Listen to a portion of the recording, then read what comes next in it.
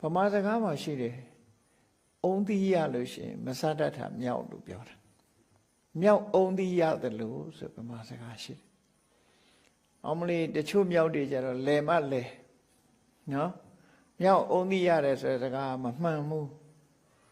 မြောက်ကြီးတွေကအုံသီးရပြီဆိုရင်အခွန်တွေကိုပါးစပ်နဲ့ကိုက်ခွာပြတယ်ကိုက်ခွာပြီးပြီထဲထဲကအုံသီးအလုံးပေါ်လာပြီဆိုရင်ကြောက်တုံးနဲ့ထုတာထုတဲ့ကအုံသီးကကွဲသွားအဲ့တော့အရေလဲတောက်တယ်ထဲထဲဟာလဲစားဘယ်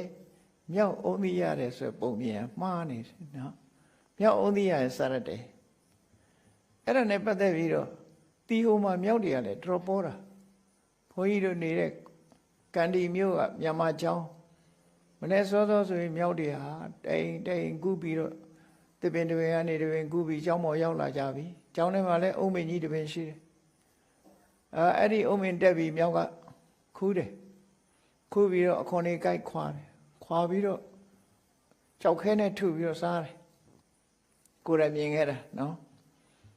ဒါဖြင့်ဒုဗမာပြည်မှာလို့တီဟိုတွေနဲ့တွေ့ဒုဗမာပြည်မှာမြောက်အုံသီးရတယ်မြောက်ဟာအုံသီးမစားတတ်ဘူးလို့သူတို့ပြောတယ်ကွာဆိုတော့သူတို့ကမဟုတ်ဘူးတဲ့သူတို့စီမှာတော့ခွေးအုံသီးရတယ်လို့မြောက်မဟုတ်ဘူးအဲ့ဒါတော့ဟုတ်တယ်ခွေးအုံသီးရရင်တော့ခွေးဆွဲခုံမလုပ်တတ်ဘူးဘာလို့လဲဆိုရင်